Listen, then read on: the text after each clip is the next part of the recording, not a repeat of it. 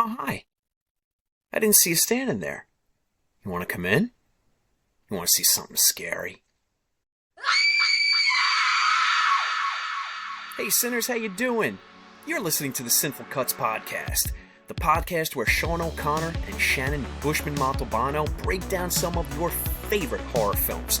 We take a look at all the decades, the wild, weird, and wonderful world of horror, and all it has to offer. So sit back, tune in, and have some fun. Here we go. Hey, Sinners, I'm Shannon. And I'm Sean. And this is Sinful Cuts. Hooray! We have Clay. You're our first returning guest. No. Yeah. No. Yeah. Really? I made the cut? Round two? Round two. Oh my Round God. Round two. All the rest are just like, first one and only. Like, just like one and done. Never coming back. Sorry. And you know what? I was just thinking about it. Not like that big jerk on the West Coast, Eric Hansen from Cradle to the Grave, giving out those pins and accolades for four-time listeners. We're going to come up with something better. He's like the Oprah of podcast guests. He's just like, you get a guest spot. You get a guest spot. You want to come back? Let's get it. Yeah. You're selective. You're selective. You say, no. We're discerning in terms of our repeat guests. So I Either that or you were the first one to answer us back. Done. I think I just guaranteed that I'm never going to be on Cradle to the Grave again. I can tell you that. Just kidding, Eric. You know I love you, buddy. We love you, Eric. Please have us back, Eric. But no, like, I know we were joking about it before you pressed record, but I think I'm just going to stay on this link forever. So if you keep this live, I'll just stay right here. And whenever you want to hop on and see if I'm still here, it'll be like that, like, Yule Log TV channel, you know? It'll just be like perpetual Clay podcast guest, like just waiting for you to press record whenever you want to.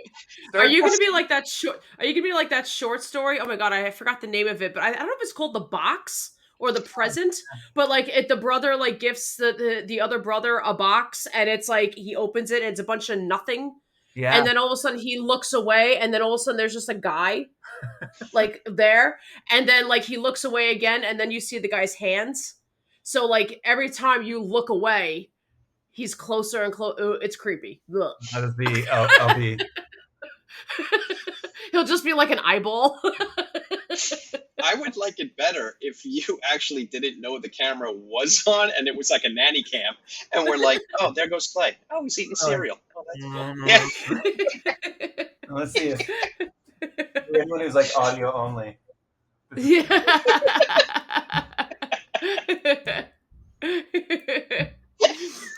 But you seriously.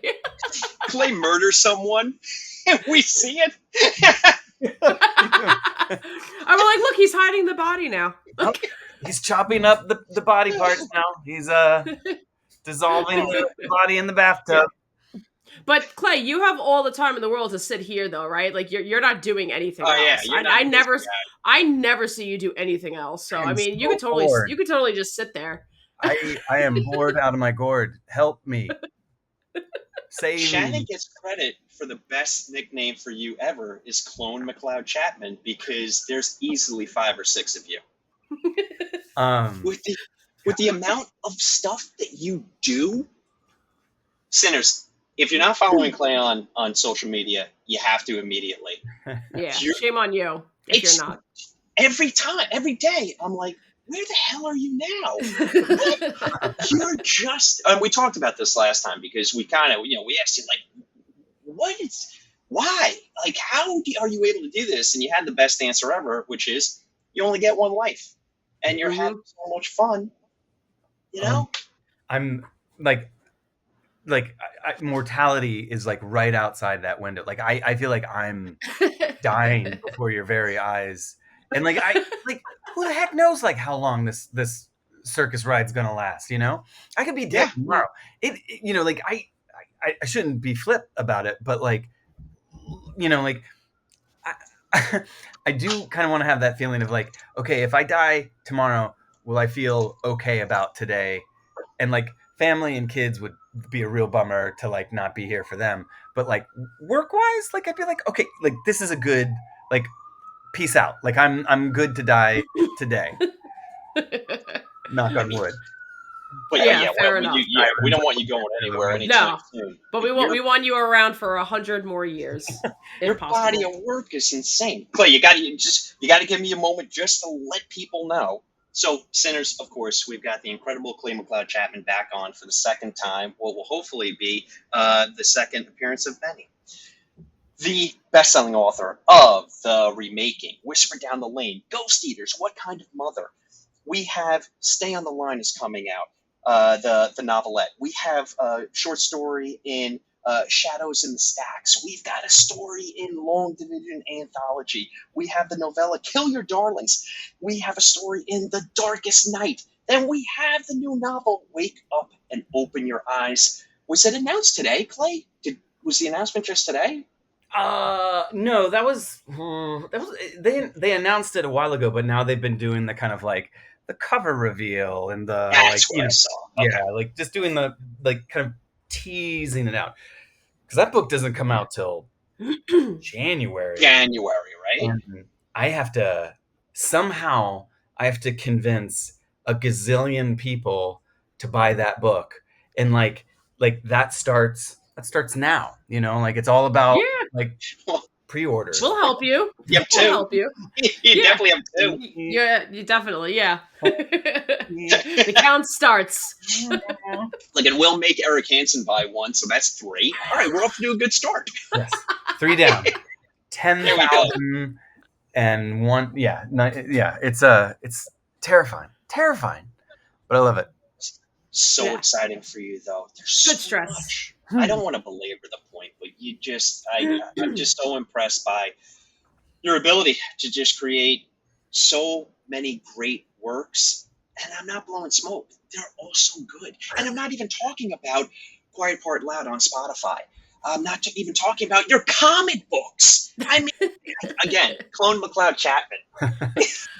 I mean, it's a sweatshop of clones. Like I'm just like just basically like everybody's kind of in this assembly line of like, all right, you 3 are doing the comics, you're doing the novel.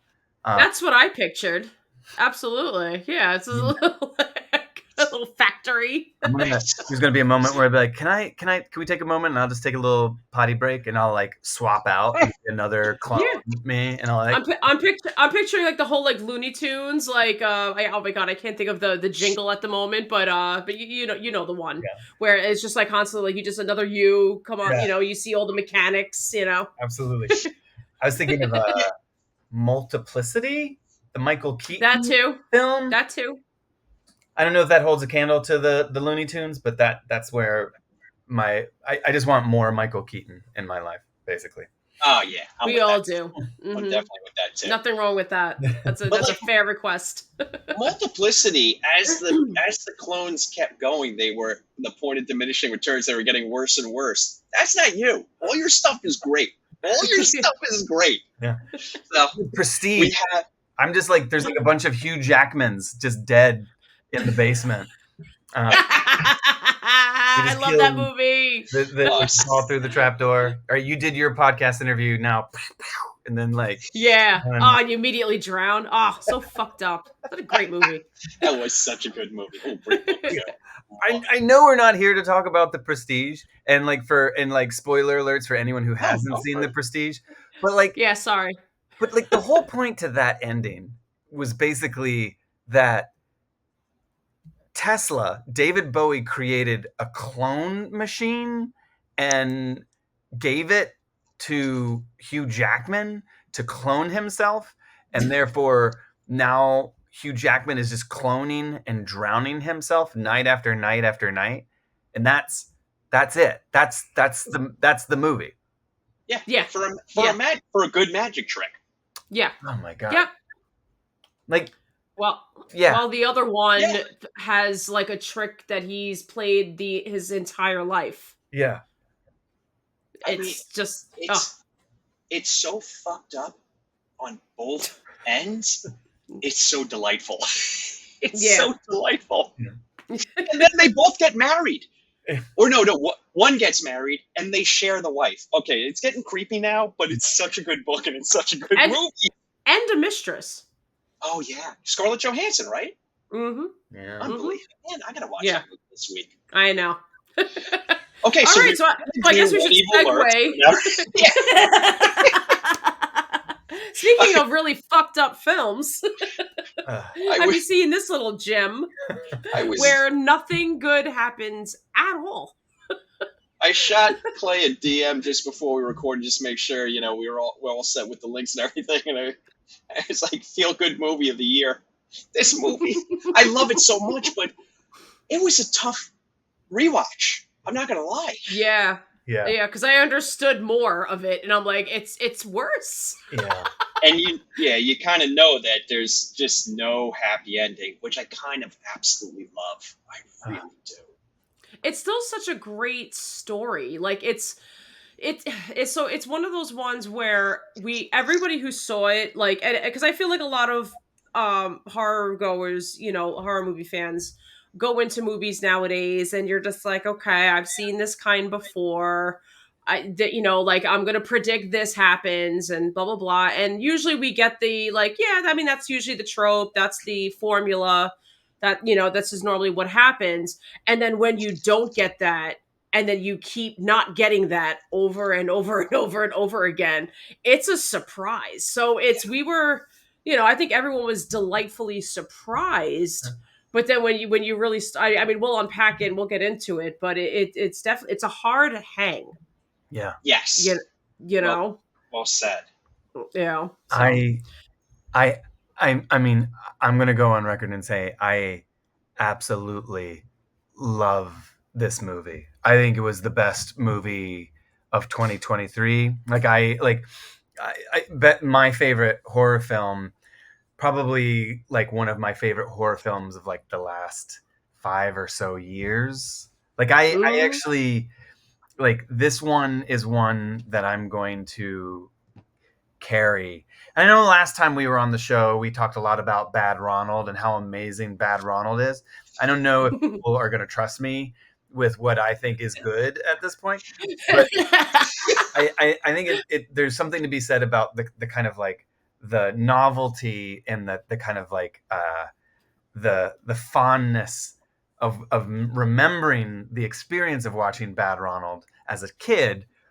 But I think watching When Evil Lurks is like, I just don't think it could be kind of, this movie is just amazing. Like, this is just like, I aspire to this. This is what I want to do when I grow up. I want to make movies like this, tell stories like this, because it is so captivating and with such command. I love this film, and more people need to watch this movie, frankly. Absolutely. I agree. Absolutely. So let's start unpacking it. But before we actually start to unpack the movie, let's talk a little bit about Demian Rugna. Because I watched Atarados a couple of years ago, Terrified. Yeah. And it affected me. Like, I have, like most horror lovers, I've been chasing that thrill that I got in Jaws when I was 6, and I'm chasing it. And I watched that film, and it just put me on my heels, and I was profoundly affected by it, because I'm like, this is the announcement of a major talent, and I felt like no one knew. Like, it was kind of like my own little secret, which I loved for a little bit, but then I wanted to give it to everyone. And I kept saying, you got to watch Terrified. And they'd say, I know, I love Art the Clown. And I'm like, not that fucking movie. And they're like, Gesundheit? And I'm like, ah! Terrified. Sorry. Terrified is amazing. Like, Terrified was like, I mean, it is a film.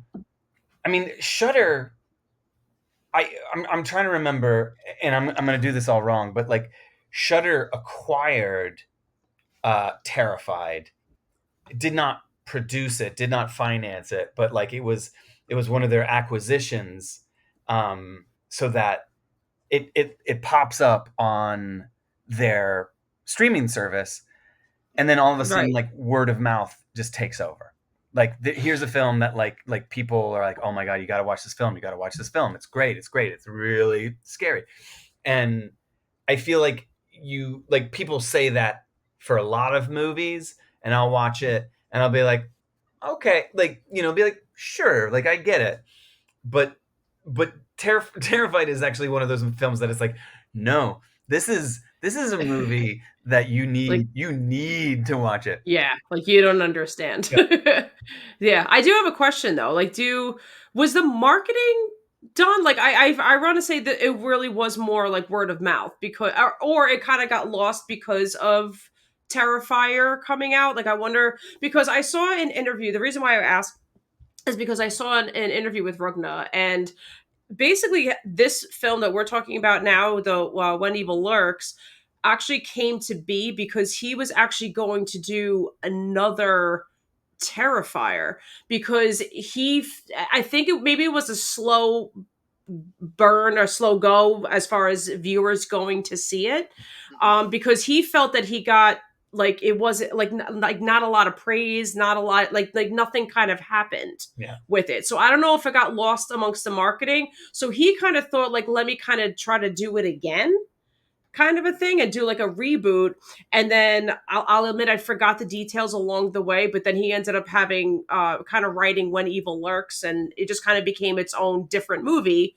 As you know, obviously, I think we can all agree on that. But that's basically how this movie came to be. Yeah.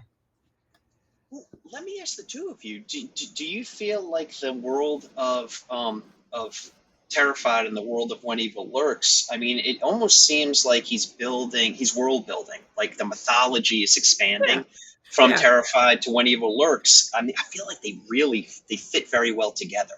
Yeah. There's a common theme that kids are fucking scary, and he says it in the interview. He's like, "Well, I'm terrified of children." I, to this day, like, just that, in Terrified, thinking of that the kitchen scene at the dining room table in the I mean, like, that's the thing. I think the mythology building that he's doing is layered. It's dense. It doesn't. It actually demands that the audience pay attention. Very much so. And I, it's so rare for a film to actually insist, no, listen to me, watch me, pay attention. Because, I mean, so much of what the screen going experience is these days, and it's so sad because I succumb to it as well, where it's just like you're watching a film at home, you've popped on Netflix, you're going to press play, and then maybe you're on your phone, maybe you've got your laptop in your lap, like, there's this like dual screen experience, so you're not paying attention, you're not kind of completely immersed in the film itself. And as theatrical releases become kind of more diminished as the years go on, there's less of that kind of hallowed space that says, this is the experience. You give yourself over to the screen. And I watched Terrified at home on my screen, and I think I was kind of like I'll give this one a shot because I hear it's good. And then I was like, I'll give it 5-10 minutes, and but from the get-go, you're watching it and it's like, no, you must watch me. You have to watch me. And it's like, well, damn, this is here we go. It's a strong start, yeah. Yeah. And I loved it. But like, I don't know if it had a theatrical, like a stateside theatrical release. Like, I think it just went straight to Shudder. And what's interesting about When Evil Lurks is I was on book tour last October, and I was in Portland, Oregon, and I was there for a couple nights, and I had a night off, and I was like, oh, I'm just gonna go see The Exorcist. And As one does. like The Exorcist had just come out, and I was like, oh, this is my chance to see the new Exorcist film, because like I don't know, like I want to support, like I was very curious. And I went to like a multiplex. I went to like an AMC in downtown Portland, and they had The Exorcist there, and they had When Evil Lurks in like there, and I was like, oh man, and I was like, it's 7 o'clock. I'm just gonna like I'm alone. I have nowhere to be. I have nothing to do. I could either be in my hotel, or I could just go see all these movies. So I was like, I'm gonna do a double bill of When Evil Lurks and The Exorcist. And I saw When Evil Lurks first. It was like that. There's only one more screening of When Evil Lurks, and there was like 20 showings of The Exorcist. So it's like I'll do When Evil Lurks first, and then I'll do Exorcist. And when I saw When Evil Lurks, I was like one of like maybe 5 people in the theater. Like there was just so few people there, but I like it was October. What is it? It's June now. Like I remember I remember the theater. I remember the space. I remember the screen. I remember so much of what watching When Evil Lurks was, because it seared itself into my subconscious. And it was just like, this is what going to the movies is all about. Like, this is the experience. You want to feel branded by the movie in a way that walking out, you're not ready yet to engage with the world. Yeah, no, you're not. You're like, I need a minute. So after I watched When Evil Lurks, I just like shuffle like right into Exorcist, the beginning, and it was kind of like, huh? I was like one of like probably like 50 people, 100 people. Like that place was far more populated. And I'm gonna couch any kind of judgment of the Exorcist film, but just say the experience of watching When Evil Lurks will remain with me forever. I believe it. I can't remember much about The Exorcist at this point, so yeah, there you go. Yeah, I love it fair. when it imprints so deeply that you do remember. You remember if you got popcorn or Raisinets. You remember how many people were in the theater. Just like you said, it just imprints on you. Oh, I love that.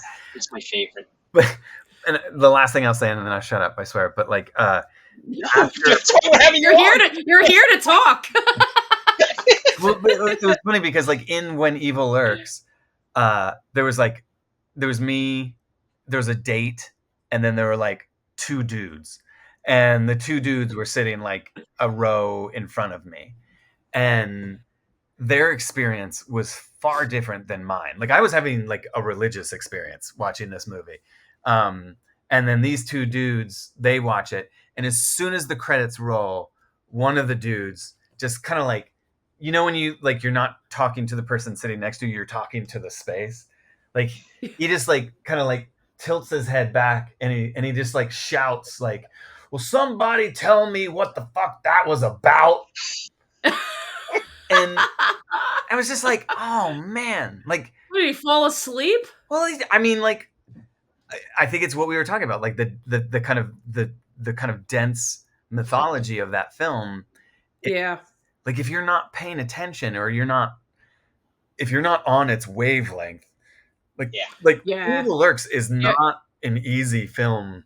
You're missing the train. Yeah. Yeah. Like the rule, like everything about the way that the narrative and the rules, they're like rules within this movie, and they're not like vampire rules. They're not gremlin rules. It's not like don't feed it after midnight. It's like, no, it's like 1 point A, 1 point A, B 2. Like it's so complex that Like if you're not listening or in tune, like it's just gonna be like woo, like right over your head.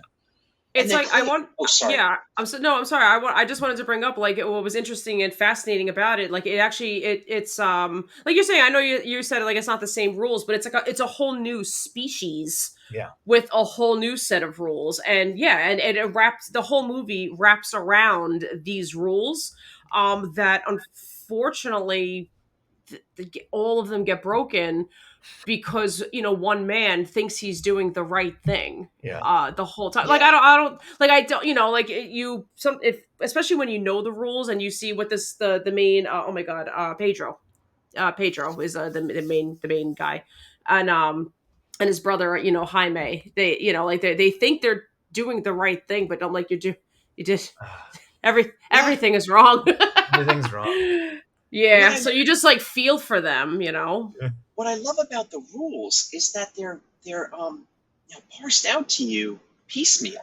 We don't get this exposition dump in the beginning or a voiceover of like it was a time of darkness and these are the rules. You have to you get little pieces of them as you go along. And I mean, thank goodness for the car ride with the mom who does the song, and you're like, okay, I'm picking up 6 of the 7 from her song. Yeah. But even then, you kind of have to construct them. Yeah. And then in your mind, you're playing that against what's already happened. Yeah. And you're like, they messed that one up. And I mean, Jaime is in the front seat and he's kind of looking back at his mom, and you can tell from his reaction, he's like, oh, we kind of fudged that one. Oh, we definitely fudged that one. You know? You learn with them as they go. Like you're with them. Oh yeah. Oh my goodness. Okay, so guys, we want to get into this. So let's unpack it from the beginning. So Demian Rugna, he announces himself with Terrified. To your point, Clay, it lands on Shudder and it starts to pick up word of mouth. And not only word of mouth with viewers, but I think it starts to pick up word of mouth really within the cinema community.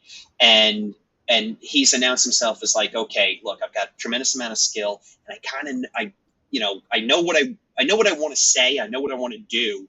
And they let him do it, which I think is phenomenal. Maybe it's the cinema system in Argentina is much more relaxed with studio notes and things like that. But boy, oh boy, it seems like they gave him free reign to just carve out his mythology. So we get When Evil Lurks, which gets a theatrical run, which I was overjoyed about because I saw it in the theater as well, Clay, and it was almost the same thing.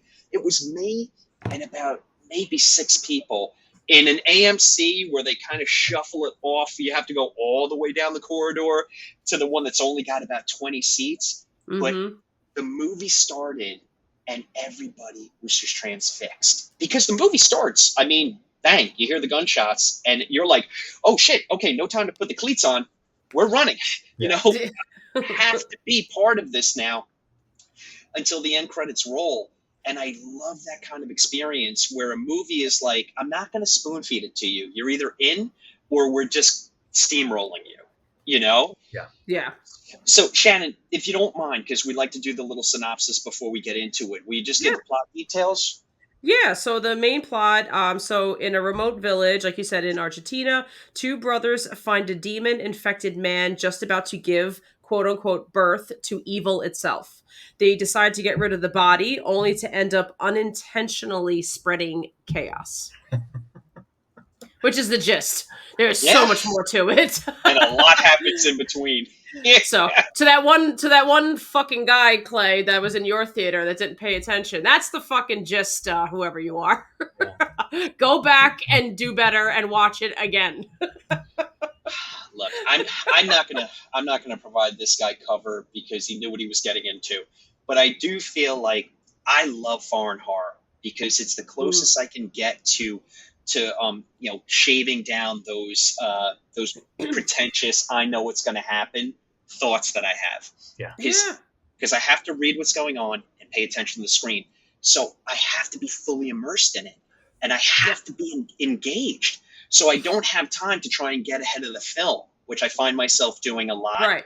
I think if you watch a lot of any type of genre, if it's your passion, it just happens. You just see the formula, and you're like, oh, okay, I see where this is going. It's, sometimes you're right, sometimes you're wrong. I love it when I'm pleasantly surprised. But Same. foreign horror, I find that I can't do that.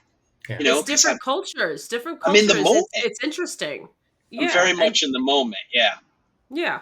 And like I said, and different cultures is just, it's interesting. It's fascinating. Like, Yeah. oh, like what kind of boogeyman do you have? Like I've never heard these rules with these kind of demons and how they infect certain people. And sometimes you're not sure. And like one I'll get into later on because I don't know if we want to go in order, like from the most shocking to the end, but his eldest son, Pedro's eldest son, I know everyone talks about the dog scene. His son scared me more. I'll go into why, but if you want to wait until we get to that scene, that's fine. Well, let's talk about the beginning because we hear the gunshots and we're in the movie. Like there's no exposition dump. There's no how did this all be? When did the churches die and when did these rotters start to appear? There's none of that. Yeah. We're just placed in it with two well-meaning but incredibly flawed characters, which I think is great. Yes. Our main character maybe tried to kill himself. Maybe he's an alcoholic. Definitely had a restraining order against him. Lost his house. Is living on a farm that I guess the family owns. Unclear what he even does for a living. With his brother, who is also kind of like a tragically sad character. But and I love that these are our main characters. Yeah. They're incredibly flawed. There's really no hero to be found kind of anywhere in this movie, and you can almost say the same about Terrified as well. But Clay, I've been blathering on. I want your take on what did you think about how this movie began? I mean, I think you're right. It is a film that doesn't spoon feed you exposition, and I appreciate that. You have to respect it because it is a story that rewards the experience of going for the ride. And we're talking about kind of cultural differences in terms of storytelling. I honestly feel like it's a difference of studio systems. Like I would almost want to argue that we here in La La Land, there is a certain vibe of like, no, you can't do that. Like you have to kind of spell it out a little bit because you don't want to lose people. You don't want to, and I think we've been kind of enamored by A24 and how kind of unconventional a lot of their stories are. And I think that might be the kind of closest, stateside to like a studio, like a production company that kind of consistently challenges its audience. But I think that like knowing that, the film like kind of parses its exposition in these the thinnest of breadcrumb trails, and if you pick up on that thread, if you pick up on that little kind of trail, you'll reach a certain epiphany at a certain point. And I mean, it's so funny. Like you say the word, you toss out the words like rotters or phrases like the church is dead, and like they have value, they have meaning in this movie that it's just kind of mind blowing. Like you're learning a language, you're learning like a patois of a worldview that you've not experienced. And like, I mean, it's such heavy lifting. Like it's ballsy. Like I'm actually kind of impressed that it's like there is a possession epidemic that is sweeping this country, this world, and how far into the future, how far we are to our own present, like never gives it a time, never gives it like a specific like date, but it basically says this is happening here and now, and I don't know, like I feel like that is a very kind of daring way to kind of kickstart a movie, but it rewards you. Where like I remember watching it the first time and just being like, whoa, that happened, like, oh my god, that moment, and like, and it watching it a second time, I watched the first half again today just for this, and I was like, every 10 minutes there is something so explosive, like it like like the set pieces in this are so They're phenomenal. like it is just massive. Yeah. Like how hard they hit, how succinctly they hit, how kind of like calculated, like this movie is like a very well-tuned, fine-tuned machine, because the Very mechanism much. behind it is like 10 minutes boom, 10 minutes boom, and like they don't pull any punch, which Yeah. I love. And It was a great pacing. Yeah. it's impossible to try and figure out where it's going, so you're fully in the moment, and you're just along for the ride, sometimes literally. Yeah. But okay, so the movie starts off with the gunshots, and then we our two brothers find a segmented body in the woods. Was it a puma? Meanwhile, I'm like, does Argentina have a puma problem? Trying to learn things. That cuts people equally in half. Yeah. So they go to Maria's, cabin, and there they find Uriel, the oldest brother. And when I saw this, the first time I saw this, when I saw the practical on Uriel, I just couldn't. Yeah. I was like, this is amazing. This is amazing. Yeah. The practical effects here. I'm so disgusted and so impressed at the same time. And then you just, it's the matter of fact, even though they're shocked, and then I think they're shocked on two fronts. They're shocked about what they're seeing, and they're also shocked of like, why did we walk into this cabin? Now we're kind of part of it. Yeah. Like now we have to deal with it, where I'd much rather be home, smoking at the kitchen table and woe is me. Yeah. And Yeah. now Move on with my life. Yeah. And we're talking about two people that are so ill-equipped to actually do anything, But I want to say I agree wholeheartedly with everything you're saying. What I will add is that there's a larger kind of theme that the movie, I feel the movie is kind of purporting, which is this idea of local politics and kind of macro politics, that like these two brothers are inept in kind of nearly every way, but you kind of feel for them because they're hoping to do the right thing. They're trying to do the right thing, but like going to the local authorities to kind of like speak of this kind of issue. Like this is in their backyard. This is in their homes. And what are the police going to do about it? And that there's that notion of like the mother of the possessed Uriel, like they filed a complaint or called the police like a year ago. Yeah. We realize that the logistics behind this, like there's an actual system in play where it's like you have someone who's possessed, call your local authorities, they'll deal with it. That like it goes, that it's like from the bottom like all the way up, like there is a mechanism at play that is not working because of a certain kind of trickle down effect. Like they're just like, I don't want to deal with it. Like pass the buck to the next guy. The mayor doesn't want to deal with it. The local authorities don't want to deal with it. What is the name of, what is it? Ruiz?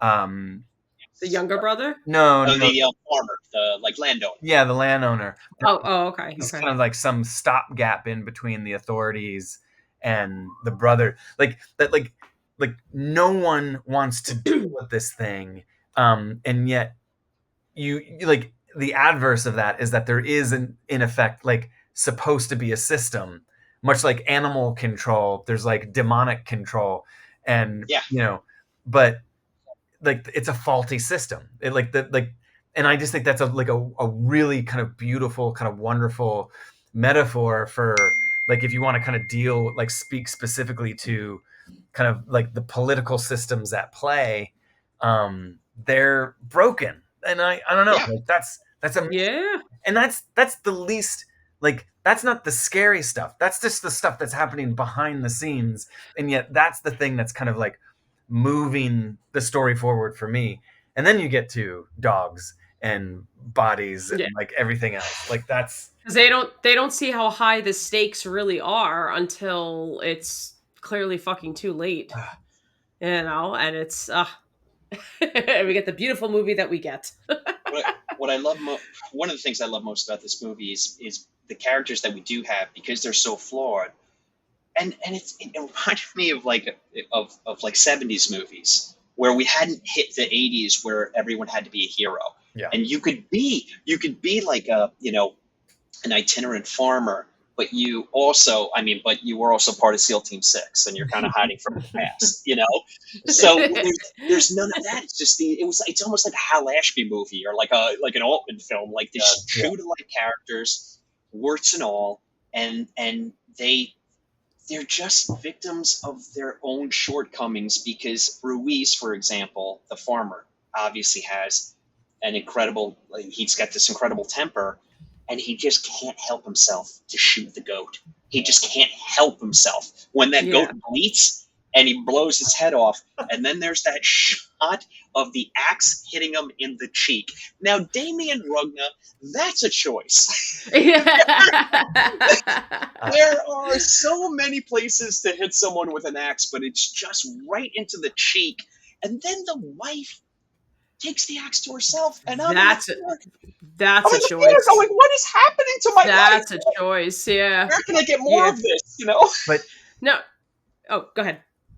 I have a question for when you're done, Clay. I mean, I was just going to say, all of these characters, the brothers, Ruiz, they all know what's at stake.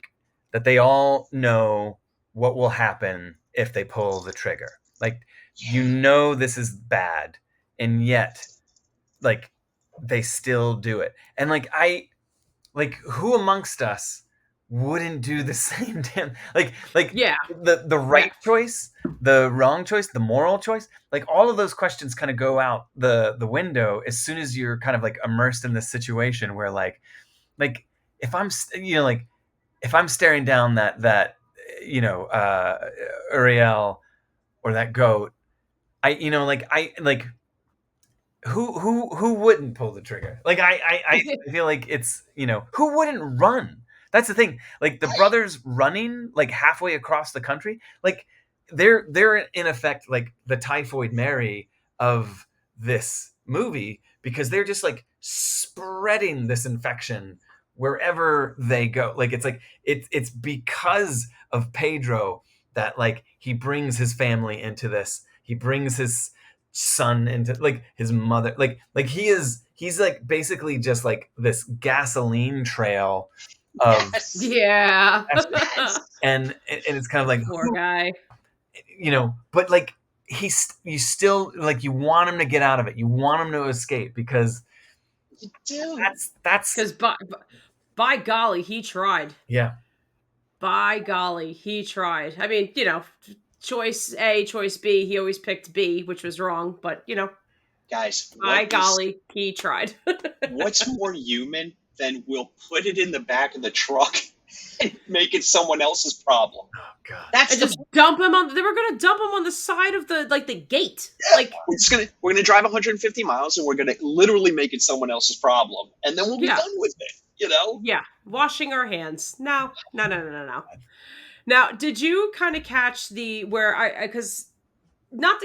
never say this, so now I'm like, okay, I guess I'm wondering if this is just part of like the many, many layers that this film has. And, so obviously they mentioned there are 7 rules. Do you see some of the characters kind of being a ploy of mitigating across the way the 7 deadly sins. Hmm. You know, like Ruiz, I would say was very prideful. No, he's like, I'm not leaving. I'm protecting my land. This is my land, and I'm about to be a father. That I'm protecting my family, and you know, whatever. And I'm gonna shoot the clearly possessed goat, even though one of the rules is you don't fucking kill them with firearms. But whatever. Mm-hmm. Okay. Pedro. I haven't figured out Pedro yet, actually, but Uriel's definitely Pedro gluttoned. could possibly be envy because he lost his house. There's another man living in there with his ex-wife. Could be envy. Oh, possibly. You know? And his ex-wife is definitely wrath. She's immediately angry, immediately playing off her anger on you're invading your restraining order, you know, and whatnot, and I don't know. Yeah. Like I said, like maybe not every single sin was there, but I don't know. That's kind of how I saw it. There's a lot of sin to go around. I'll give you that. That's for sure. You know, I mean, there's a lot of fallible people in the movie, but human, you know? Yeah. When Leo, the stepfather, is chasing after the dog. Yeah. And he's got the gun. And like, it's the thing. Everyone is like, don't shoot him. Just don't, like, there's one thing you just don't do. You just don't shoot them. And yet every person with a gun in there is just like, I know I shouldn't do this. But what other choice is it's like, it's not even A or B. It's just like, there is no choice. Like, no common sense. There's no kind of like voice of reason. It's basically like, this is where I am. This is who I am in this moment. And I know there is no other choice but to pull the trigger. And I just, because it's the worst choice. It's the stupid choice. It's the dumb choice. Like, it's like the wrong choice, but it's like, it's the only choice. It's the first go-to. Yeah. It's the first go-to for everyone in this film. Yeah, especially what he just witnessed when, you know, I guess we'll talk about the dog scene now, because I know the dog was, with everybody just attacking. She was probably, 3 years old? Yeah, maybe 3 4 years old. About 3 or 4 years old, give or take. So, and the dog just all of a sudden turning, you know, obviously you figure the dog is possessed because Pedro immediately changes out of his clothes, but leaves them on the floor long enough for the dog to sniff them. So now, you know, you just assume the way this spreads is airborne, because why wouldn't it be, I guess, at this point? Yeah. And the dog, I kept trying to find how they filmed that scene. I couldn't find it. But wow, what a scene. It's so disturbing. Just, I don't know. And as somebody who, I'm not going to get too into it because it was nowhere near this dramatic. So no poor me or anything like that. But I have been attacked by a dog. Like, I was totally attacked by a pit bull once, and that's fucking scary, and it fucking hurts. Yeah. Where? You know? Where? So where did I get bit? Yeah. So basically I have to tell the story a little bit. So the dog, basically how most bigger dogs like jump up. I think he thought I was somebody else because tail was wagging. He was happy. This happened like 2 years ago. Oh man. Oh, yeah. Wow. It didn't happen that long ago. Maybe like 3. I don't know. Whatever. Anyway, I'm not going to say whose dog it was though on here though. So just I want to protect my friends, but because we're still friends, it's fine. So, but you know, over the house, and you know, comes downstairs. They kind of went through the gate that's normally closed, and it jumped up on me. So now we're like face to face, and he was smiling, tail was wagging, and all of a sudden I noticed him stop, and I'm like, uh-oh. And he turned his head immediately and actually bit my one of my boobs, basically. One of the girls. Did he break skin? Yeah. Oh yeah. Yeah. That's scary as hell. Yeah. Not that I'm ever going to show it on here, but if I ever to show it, you could tell which one. It's not that kind of podcast, Shannon. What the hell? Sorry. So, but what I did was I just kind of like put him in a headlock so he didn't do the mauling that he did to the girl. So it could have been a lot worse. But I'll admit that scene definitely was just like, definitely resonated with me a little bit. Yeah, that must have definitely. Ooh, that's not. Yeah, that mustn't. that's not fun to watch for you. I'm so sorry that happened to you, my buddy. It's all right. It happens. I healed. But like I said, like even despite that scene though, I'll get into it. But his son actually freaked me out a little bit more. Yeah. What about it? Hayir, yeah. The his because the okay, so this is the autistic son, right? So you know, it totally makes sense that that he would eventually become possessed. And I thought it was kind of interesting. Oh my god, I forgot her name, but when they get to you know, the hunter's house, basically, who knows the rules and knows exactly what you're supposed to do, and it has professionally killed a lot of the rotters, if you will. And she goes into, oh, because like the mind isn't very clear, so now it's stuck. But you can see that he, like, what was his hands like twitching, Yeah, right? his Like hands were curled up. Yeah. But when the demon finally figures him out and he just walks in the house like, hey, grandma, like, I'm cold. I'm like, Yeah. Yeah. like Chilling. that. Yes. Like, it was so chilling. And he just puts his hand on her shoulder and she's just in shock. Like, I mean, you don't see much after that. The rest is left to your imagination. Well, you do find out what happens, but you know, not that you see it, but the very end scene when you clearly know that he definitely ate his own grandmother. But there's a quick scene where he, like, as Pedro's like pulling out, you know, the, which I can barely watch, by the way. I was definitely gagging the entire time. Yeah. But there's a quick scene when you're not gagging, that when he just quickly looks at Pedro. It's in like an eye rolling scene that he just looks directly at him without turning his head. To me, it just freaked me the fuck out. Yeah. Because I'm like, is he still possessed? Is he still like, is he pretending to be autistic? Is he like, where the fuck do we go from here? Obviously, we don't get that side of the story. And I was, yeah, it just, like I said, it just left me really freaked out. Yeah. I do find the film interesting in a kind of, I mean, it's like, what, an hour, 40 minutes, pretty much, give or take? Yeah. Yeah.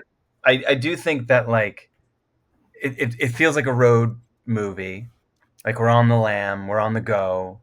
I do feel like you can kind of split the difference pretty much straight down the middle of, like, everything kind of leading up to the moment where he gets his eldest son and they go, like, when he gets the kids and they go, and versus everything that happens once they're on the road. Like Mm-hmm. I think the film kind of takes a bit of a shift once the family, or what's left of the family, is just like driving to mom, Yeah. to like Yes. the cleaners. I'm not going to get critical about this movie, but I do think I prefer the first half for Same. just the sheer kind of what the fuckery of it. Like, it's just so like airtight. It's just, there's no room for like what. I do think the latter half, it starts to feel the weight of explanation. Like, it needs to kind of explain things of like schools and the thing, like, which I still, it's still catnip to me, but like, I think for my buck, that first half is just like masterpiece level. Like I actually genuinely like, this is a horror masterpiece. I agree. I You're absolutely literally agree with you. that first half, you're just holding on for dear life. Yeah. You are. Yeah. I mean, your legs are almost flapping behind you. You're just holding on. I have to bring us back though to that set piece with the dog, because that whole set piece is maybe 7 minutes long, but the direction, the editing, the pacing, the dread, it's so well done, because we're with Pedro, we're with Leo, we're with the wife. Oh shoot, I can't remember her name, but you know, there's so much going on. There's so much arguing, and you're kind of you're trying to follow. Okay, what's happening? And go get the sons, go get your brother, and then the dog is sniffing the clothes, and it's, you know, you not spending a tremendous amount of time on that, but it's certainly making sure that you're witnessing this. Mm-hmm. And that dog is next to that young girl, and I timed it. It's a minute and 12 seconds from when the dog Wow. when the girl comes over till she's attacked. And I'm telling you both right now, that minute and 12 seconds was the most dread-inducing and terrifying minute and 12 seconds that I've experienced in a horror film since maybe the first time I saw The Exorcist. Yeah. You know, maybe Hereditary, which really affected me as well. It just terrified me. But it was like just this simple minute and 12 seconds, and it just melted my head. Yeah. You know? Yeah. It's masterfully done. And you can get the sense that Demian's playing with you a little bit, you know, like maybe make stretching out just a little bit longer, but you're just anticipating it. And when it happens, of course, you know it's going to happen. But when it happens, you're just like, no. Do you know it's going to happen? Did you know that was going to happen?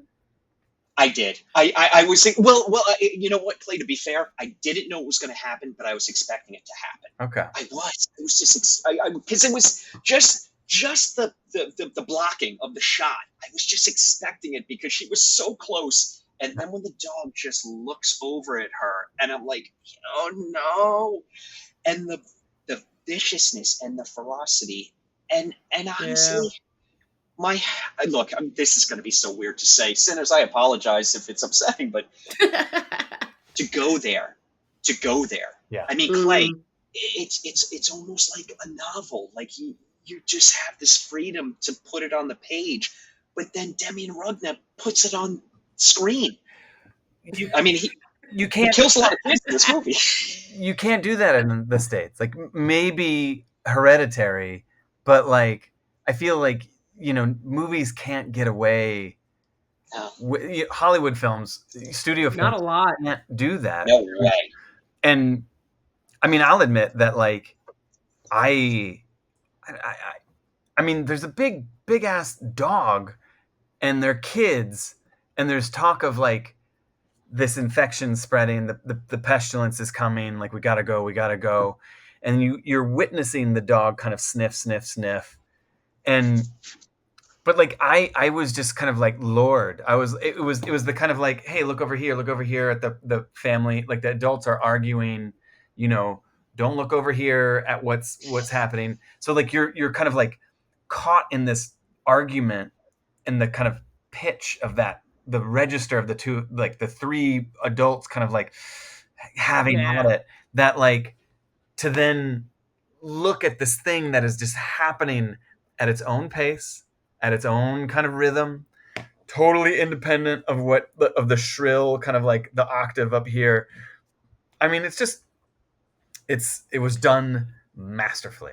I'm just gonna, and it's also probably something that on any other normal day, it's probably something so sweet. Like you've ever like, because I even have a friend too that has like pretty big dogs and children, and they're like the biggest, gentlest giants. They sleep with the children, they cuddle with them, and they're just like, that's probably what their lives have been with their daughter and this dog. Because he clearly just seemed like, you know, just he just seemed like a big doofy dog until he became possessed. And it's the first things that the kids say is, we're taking Roger, right? I mean, like, he's the family dog. He's part of the family.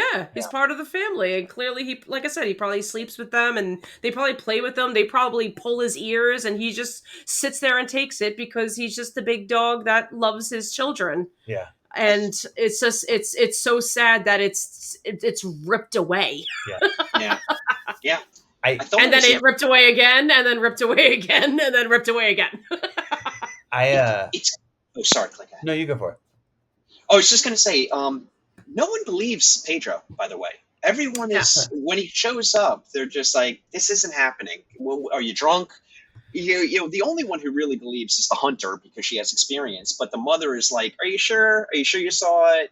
Jaime, did you see it? I don't think you boys saw it. You know, and the Leo, the ex-wife, no one believes. Well, after that scenario happens, and then he fucks out of there with his sons.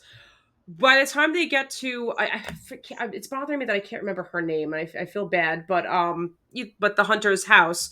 But she makes a point like, oh my god, the city caught on. There's no lights on. They all turn the lights off. So Protocol is she does make a point to say that because when the police show up to that horrific scene that only gets worse, obviously, they're just like, maybe Pedro was onto something.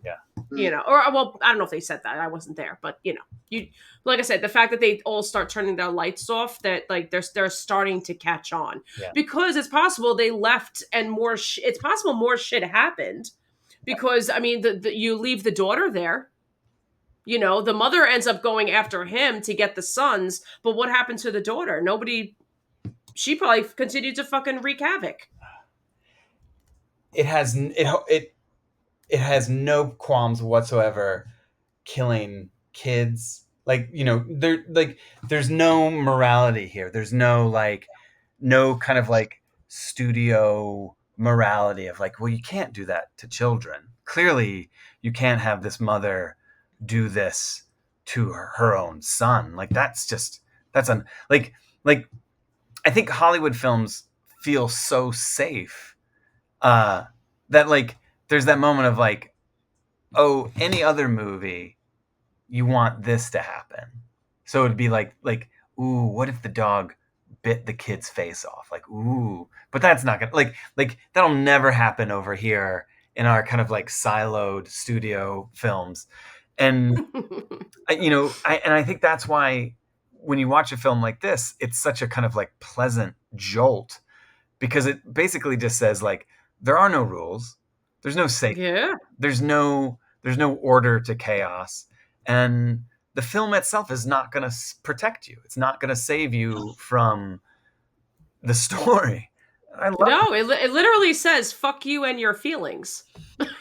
I mean, these films they use the word dangerous. These films are dangerous because there are no bowling bumpers. There's no there's no guardrails. Yeah. And I love that. Shannon and I did Inside just before the holidays. The French one? Oh yeah. Oh my god. Yeah. Mommy, baby mommy one? Yep. Yeah. I mean, that new French Extremity is the same. It's that same aesthetic of just like, you think you know, you don't know. You don't know. You're going to get a little messed up here. And, I don't know that I want to watch that every day. As horror fans, we appreciate it because there are no guardrails. Yeah. It does feel a little dangerous, Yeah. But also in a safe way because we have control over it. Yeah. I watched Speak No Evil, another release. And I can't say that I enjoyed it. It's an experience. You watch it and you say to yourself, I did that. Like, I made it. I endured, and now I survived, and I never need to watch that movie ever, ever, ever again. And then they announce the remake, the American remake, and it's what I find a bit of a bummer is that like you see that these particular films are being kind of remade because of a language barrier, a cultural barrier, that like less people will be inclined to watch the original film. Breaks my heart. Yeah, and like he who is without sin shouldn't cast any stones until they see the actual movie. But like, there is this.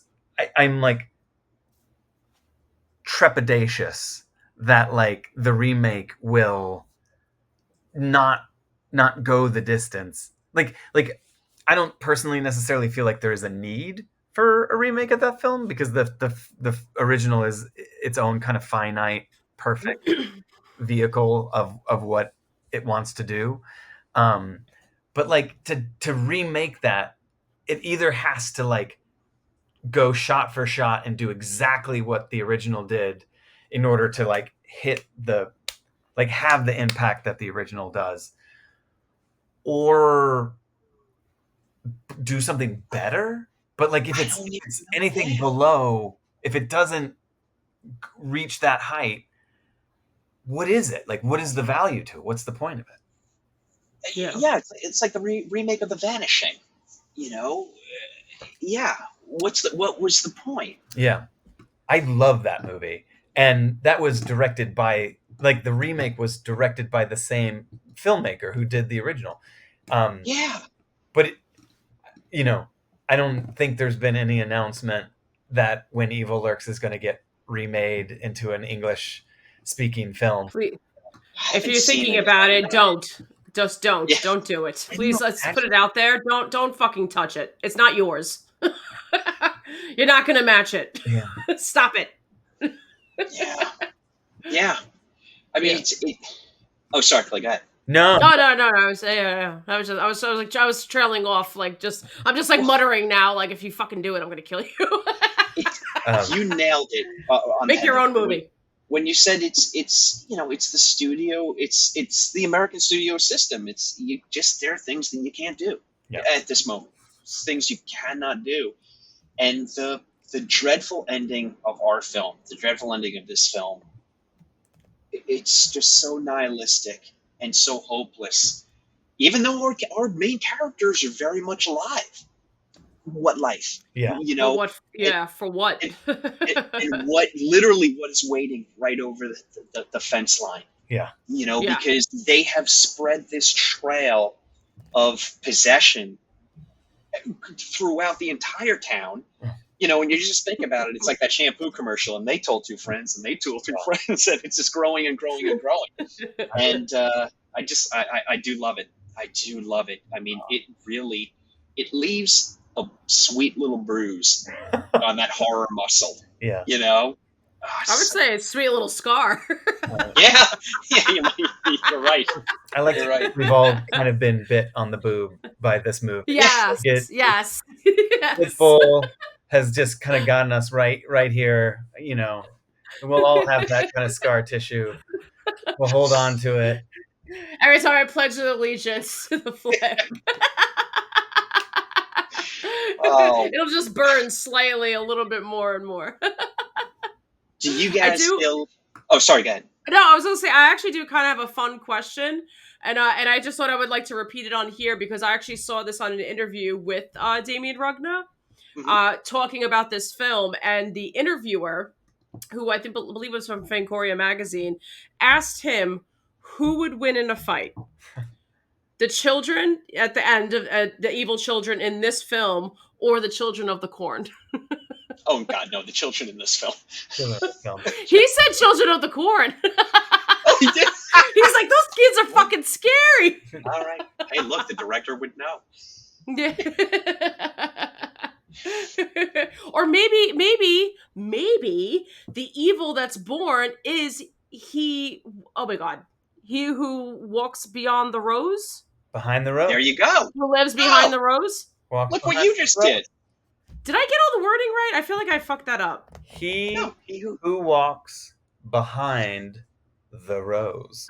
The rose, right? Yeah, he walks behind the rose. Okay. So maybe that's who's born, and that's who they're trying to summon. I think all those kids are interchangeable, to be honest. They're all horrible. I know. Horrible. It'd be a good fight to watch, though. I get my popcorn for that one. I feel like we did justice to When Evil Lurks. Unless you wanted to add anything more. I love it. Me too. Love it. Go watch it. Chef's kiss to Demian Rugna. Cannot wait to see what he does next. Oh, by the way, you guys may be aware of this, but he does a segment in Satanic Panic that fits so incredibly well into Terrified. Really? Cool. Yes. Incredible segment, just maybe like 15 minutes, and it's just beautiful. So that's waiting for you both. Satanic Panic, he's got a segment in there. Nice. Can't wait for his next work. Don't know what it is, but we'll certainly track it and put it on everyone's radar. So, Clay, I want to transition now into your new novel that's coming out in January, because I think there's it has a vibe to what we're talking about. So please tell us about it. I mean, it's just so funny because I've been working on this book since like January, like December, January of 2022, like the end of the year of 2022 into 23 into what we're 24 now. Like I started this book like over a year ago, well over a year ago, and it was it was basically like I wanted to write a book about a possession epidemic that kind of sweeps over the nation, and I was like, oh, look at me, I'm being so original and so novel. And like, I'm gonna go. It's October 2023, so I'm gonna go see this film called When Evil Lurks, and it'll be great. And then I'm watching it, and I'm like, oh, mother, I was just like, God damn it! And this happens. Like frustratingly enough, it happens every so often where it's like you want to believe that you're telling a story that nobody has ever told before. Yeah, of course, of course. And then you watch some movie and it just like smacks you off your pedestal. But that's okay, because if any movie is gonna slap me on the ass, I would love for it to be When Evil Lurks. But yeah, it's basically like half the country gets possessed, and I love which half totally depends on where you get your news from. Oh, I love it. I love it. I love it. Oh, I like it. I mean, I did read the synopsis. Your delivery system, I cannot wait to read this novel. I quite literally pressed send on the copy edits today. So I think today is like the last. If it's not like the last, it's like the second to last. Like my moment with this book is coming to a close. Like I'm letting it go, and it's so scary because like you work on these things for a year, 2 years, and then you kind of give it over to the world, and like I don't know, like I'm terrified. I'm terrified of this one, because it's gonna be a doozy. I don't know. Yeah. People are gonna love it or hate it, and like that's gonna be okay with me. But I'm scared. Look, I won't tell you how to feel. I'm so excited for this. I think it's going to be talked about, which I think is always a good thing. From what I've read, Yeah, I think it's going to be talked about, which is good. yeah. Which is great. Maybe we'll develop some conversations that are needed. We'll see. But I'm so curious. So you said, okay, you press send, and that's it. This project you've been working on for so long. But what is the next? I have to know. I'm just so curious. What do the next couple of months look like up until the book is published, is out in stores in January? What does that mean for you? Well, for this, I mean, like, what happened? What's the kind of trajectory for this particular book? Like, what's the? Yeah, this particular book. Like, when will you start to promote it? When? Now. I gotta like now. Buy my book. Buy my book. We only have 3 people buying it. We gotta sell.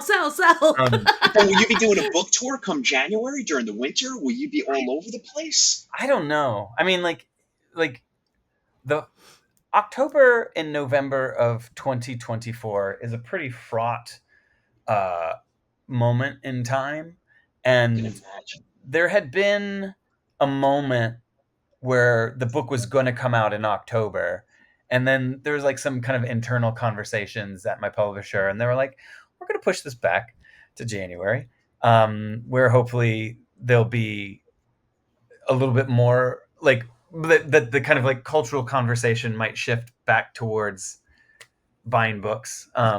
Because I hope we're all breathing a friggin' sigh of relief for a couple of months, and then we can dine out on your book. Yeah, I mean, I don't know. It's going to be a weird it's going to be a weird year. And who knows what the world is going to look like come January. But I do know that there are a lot less books coming out in January. Though, like, now there's like a new Grady Hendrix novel coming out. There's a new Eric LaRocca novel coming. Like, even January is this like busy kind of period of for horror, for the genre. Because, like, in my mind, January and February, at least in kind of movie terms, was always the like dumping ground for stuff that, like, you wanted to put out the stuff that you didn't think would do well. But with publishing, it's almost the opposite, where it's like less clutter, more focus, and it becomes this more concentrated effort to kind of get word out. But I mean, to answer your question, I don't know if I'm going to go on tour. I would love to, but I think it's going to be really cold. How am I going to convince you to come out in the middle of a blizzard? Ask. We'll be there. Okay. We'll be there. I hope I do something somewhere. But like, those conversations we're starting to have them now. And you got time. Yeah, but it's so wild how, like, a lot of it just boils down to like trying to convince people to give you a shot. And it never gets easier, I find. So, like, All right. I'm like beginning that process of like, please take me seriously. Please, take a chance on me. It's intense, but I do hope that there is a conversation about this book, because, I mean, I feel like that's what I think there will be. Oh yeah. I think there will be. And Sean and I are your biggest cheerleaders, so we got you. Yeah. We got our pom-poms ready. We got to talk about our school colors still, but Oh my God. If you ever I'm go excited. up to an event with like matching cheerleader outfits, I will just die a happy man. like SNL, Yeah. like the Yes. Spartans, right? Yes. The Spartan cheerleaders. Please. Play across the chest. Oh my God. Please. Oh my Challenge accepted. Yeah. Don't- Oh yeah. don't get my hopes up. Don't play with me. Don't taunt me.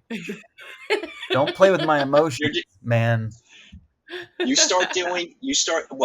look, I'm hoping that to promote the novel, at least you're going to do some local stuff like the Strand, things in Brooklyn, things in Manhattan. That'd be fantastic, because I have seen you live, and it is just Cinners. I'm just telling you right now, if you ever get a chance to see Clay, you are in for a great, great time. You just, you know what it is?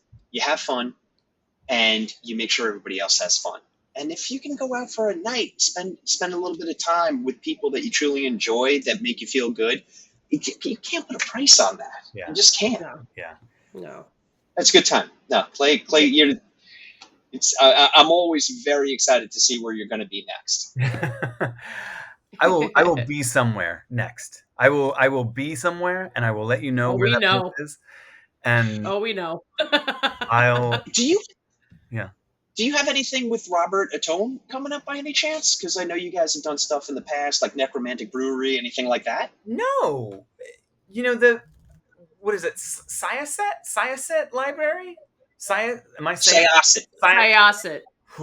Yeah. I've just gotten my Long Island bona fides revoked. But Syosset, the Syosset Public Library they were responsible for the last event that Robert and I did together at what was the name of the place? The horror theme Necromantic Brewery. Yeah. The people at the Syosset Library were responsible for that. And like, we're talking about doing something. I don't know if I can convince Robert to partner up again. He rolls deep. We love him. We love him. We've got Rob twice though, has he?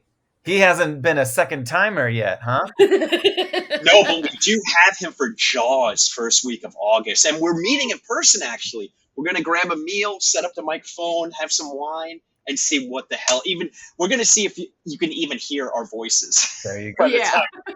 Let the magic unfold. Yes. Look, we've got to get our Robert time in because he keeps threatening to move to Sleepy Hollow. He's not going to be local for us any longer as of the end of the year. So got to get that in there. I don't approve. You can't, Clay, can't approve. Is there anything else that you would like to promote? Here's the keys to the podcast. Anything at all that you would like to promote before we wrap up? Yeah, I mean, you mentioned Stay on the Line, which is this like really cute, like hand-carved little novelette. It's like a little short kind of book. That's with Shortwave, and that comes out July 30th. Kill Your Darling is this kind of gut-wrenching kind of mystery, kind of thriller, kind of horror novella. Okay. Sorry. And that comes out on Bad Hand Books in September. I have a new comic that's coming out, a creator-owned series, which I'm really excited about, called Seance in the Asylum. And that'll be, issue 1 comes out in October. Oh, that's so exciting. Yeah. That's What a great time for it to come out, too. Oh, I love everything about that. Yeah. All right, we have so much to promote for you. You're gonna keep us busy. I love it. Yeah. All right, we have kept you so long, and we're gonna let you go. But I just wanted to ask you before we wrap up. You were just at StokerCon. Yeah. Give us an idea. What was that like? I saw the pictures on Instagram, and it looked like everybody was having an incredible time. I mean, it was amazing. That's the thing. Like those, StokerCon. Like I don't know. Like I come at these things as kind of like a fan first. So like, you like walk by Paul Tremblay and you're just like, holy shit, that's Paul Tremblay, And like, but you just do that. I mean, like it, like literally, like you could just stand in one place and it's like, oh, there goes Philip Fracassi, or oh, there goes Ellen Datlow, and or like it's just like and people whose books like one of the best horror novels I've read in a while was this book called Fever House by Keith Rawson. Keith Rawson? Yeah. Have you heard of it? Read it? I've heard of it. I have not bought it or read it. I'm getting it tomorrow. You have to do it. It's honestly, it is amazing. There's a sequel to it that comes out in September called The Devil by Name. And it hits so hard. It hits so hard. And I got to see him do a reading. And it was just like, I'm watching all of these people and these writers that I admire. CJ Lead is there. Rachel Harrison is there. Eric LaRocca is there. Nat Cassidy is there. Brian McCauley is there. John Langan is there. Like Ron Malfi. Like they're all there, and you're just like, oh my god. Like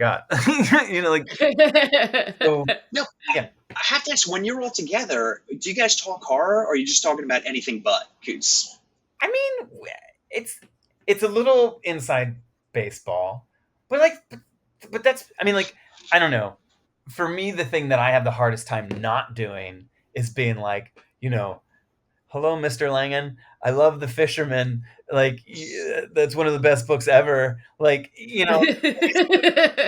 catch up, please. And, there's just like, there's like a certain sense of, they're all just people. They're all just like human beings who just so happen to have written some amazing books, some amazing works of literature.